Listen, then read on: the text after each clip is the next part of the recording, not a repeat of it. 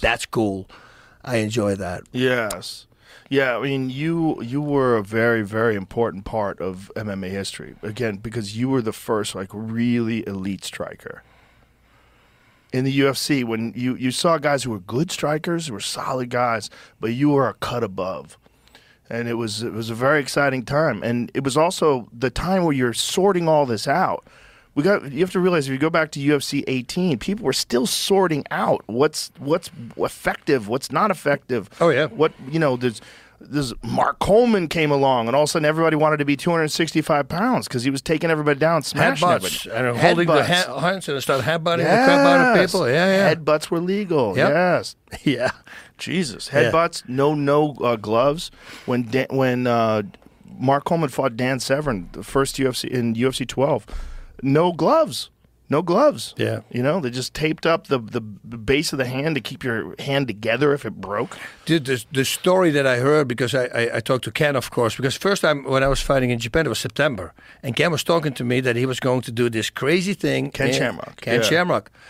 I go, dude, because I was in November, and this was in September. And he did this thing, and then afterwards I talked to him. He said it was hilarious. There was a moment in time that everybody was sitting backstage and they were watching the fights, and everybody was expecting that any moment now the promoter could come in and it would say, okay, you're going to lose, you're going to win, right, because they still thought it should be fixed, because otherwise it's too crazy. And then they saw Shiraz Kado kicking the teeth out from the sumo guy, and they go like, it's real, that was a reality check right there in the dressing room. He said you saw everybody's demeanor changed at the moment that happened. And I think one of the most important things was that Royce won, because you got this guy who didn't look the scary. I mean, Ken Shamrock was fucking jacked. Yeah. He was just jacked. He looked like a UFC champion. I mean, he looked like what everyone was terrified of. Yeah. And Royce Gracie tapped him. And he was like 175 pounds and skinny and wearing a gi, and everybody's like, what is going on? How is this possible? Yeah, I was going through all my magazines because I wanted to clean out, take out of the magazines, make pictures of it, because otherwise you have way too many magazines, like these Japanese badass magazines where you have a fight, you got like 8 pages of pictures, and they have the best pictures.